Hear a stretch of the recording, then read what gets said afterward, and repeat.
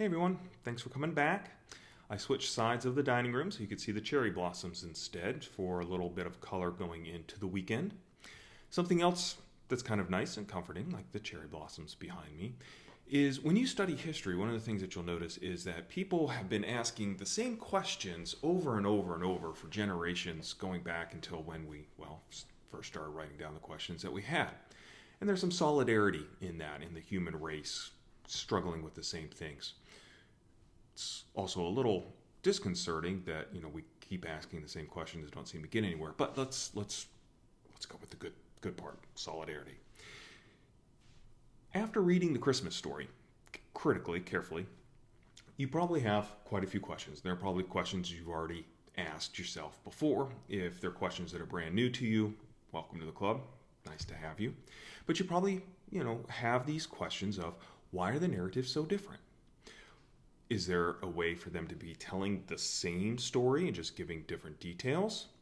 If Luke says that John the Baptist was born pretty much right before Jesus, and Matthew has Herod killing all the baby boys, shouldn't John have been killed? Whatever happened to Joseph anyway? He never pops up again in any of the narratives. And finally, what's the deal with Mary? Why? Why her, of all people? What made her so special that she's the one? Well, you probably have quite a few answers to these questions pop up immediately in your head that you already have a good idea how to answer that. What you might not know is that a lot of the answers that you have to those questions find their origin in another one of those apocryphal books that are surrounding the New Testament. It's a lot like the Acts of Peter. The stories get accepted kind of into the tradition all the way down to today, but the book itself never really officially makes it.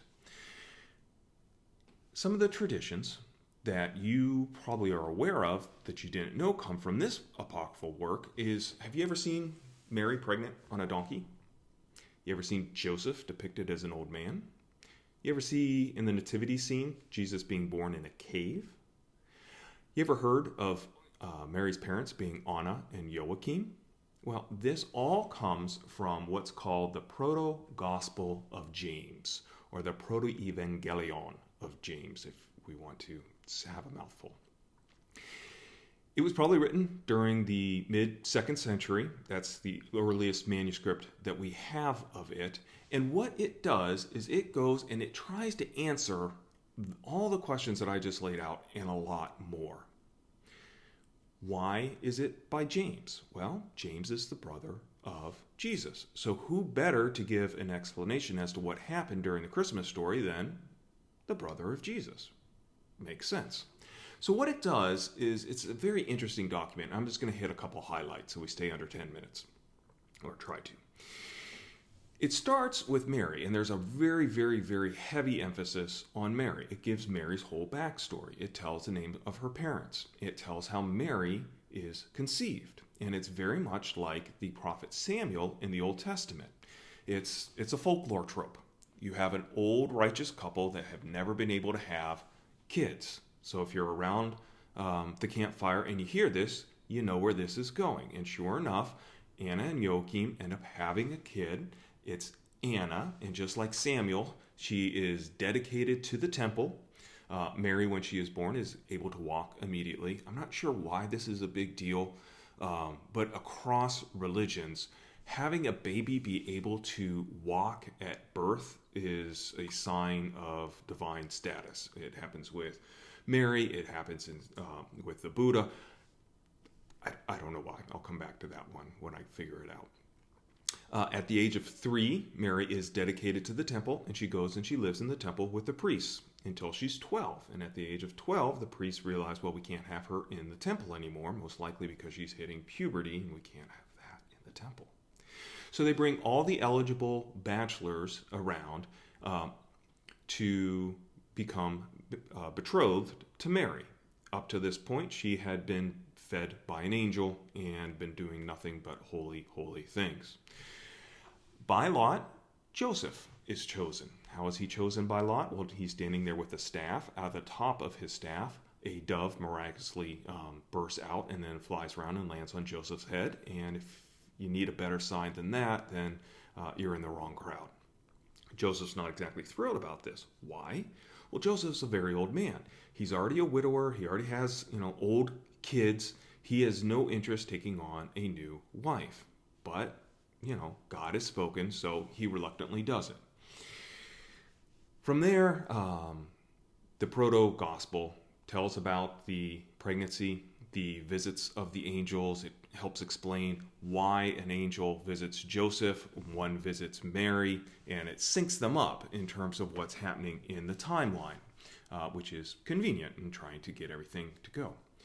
It has a much more flushed out depiction of what happens with the birth of Jesus. And it gives this really wonderful account. They're riding along. Mary's on a donkey. They come to a cave outside of Bethlehem, this grotto, and that's where she's going to give birth. And Joseph leaves her there, and he goes to find a midwife. And while he's walking around, time stands still. And I'm going to just read you this, because how do you depict time standing still in a narrative? Well, this is how this does it. And it's really beautifully done. This is Joseph talking in the first person. And I looked up at the peak of the sky, and I saw it standing still. And I looked up into the air. With utter astonishment, I saw it. Even the birds of the sky were not moving. And I looked at the ground, and I saw a bowl lying there, and workers reclining. And their hands were in the bowl, and chewing. And they were not chewing. And picking up food, and not picking it up. And putting food in their mouths, but they were not putting it in their mouths. Rather, all their faces were looking up. And I saw the sheep being driven, but the sheep were standing still. And the shepherd lifted up his hand to strike them, but his hand remained above them. And I saw the rushing current of the river, and I saw goats in their mouths resting in the water, but they were not drinking. A cosmic event is happening. Time stands still because Jesus is being born. Time starts again. Joseph finds a midwife, and he returns to the cave, and he finds this beautiful, luminous cloud surrounding the entrance to the cave. And they are amazed. And then the cloud whooshes in to the cave, and then a bright, shining, glorious light comes out. This is a big deal. What's happening? God's being born. So, there should be some fireworks. And this gospel is providing those fireworks. Now, the midwife is absolutely astonished, as you would expect her to be, that a virgin has given birth. And she tells her friend Salome about this. Salome absolutely won't believe it until she inspects the mother herself. She comes into the cave and she inspects Mary. She gives her an exam. And after removing her hand from the exam and verifying, she is still a virgin even after giving birth, because of her doubt, her hand has shriveled up and burnt, and it is crumbling away. It's okay. She gets healed. She's told that all she has to do is hold the baby Jesus, and she'll be fine. She holds baby Jesus, her hand gets restored. The narrative moves on. It tells about the Magi coming, Herod being very upset about everything and the killing of the infants, and it explains how John, baby John, is saved. Because he is fleeing with Elizabeth, his mother, and they're worried, what are they going to do? A rock opens up and a brand new cave emerges. They go into the cave and it surrounds them, and that's how John is safe. James tells the fact that he was able to hide in the wilderness during all of this, and that's how he was fine. But what's driving all of this? It's filling in the gaps of the narrative. It's explaining how these two different accounts can be synthesized, and that's what it does. And it's also making a point of several different things. Biggest of all is Mary's perpetual virginity. That's a big, big thing with this narrative, and it's a big, big thing, obviously, with the early church.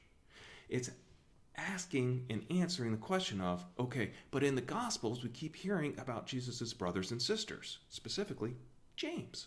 How does that work? Well, it turns out that Joseph was a widower, so these are stepbrothers and sisters. Oh, okay. Why does Joseph never appear again after Jesus is grown up in his ministry. Well, he was old when Jesus was born, so he would have passed away. And in that, you get the answer to all of these questions and the filling in of the gaps. Now, this book never made it into regular reading. Part of the reason why is Jerome, St. Jerome, the one who's responsible for the Vulgate, translating the Bible into Latin, that was the version of the Bible up through until the Reformation. He hated this book. He just thought it was terrible. Why? Well, because in the proto-gospel of James, it allows that Joseph had sex before. And so Jerome had a real hang-up on sex. There's some Freudian stuff going on there that I'm not going to touch today. But so the book never gets really accepted, but the traditions seeped in. And so that is an attempt to try to synthesize and understand and fill in the gaps. Now, when we come back, hopefully sometime this weekend, as you know, the narrative in the Gospels jumps from the birth to when Jesus is 8 years old and in the temple. One of the questions that everybody would love to know is, what's been happening in the meanwhile? What is baby Jesus and toddler Jesus and a 4-year-old Jesus like? Well, luckily, we have another apocryphal gospel that fills in the gaps. And I'm going to fill in the gaps for you guys next time. In the meanwhile, have a great weekend. Be safe. Be your sister's keeper. Cheers.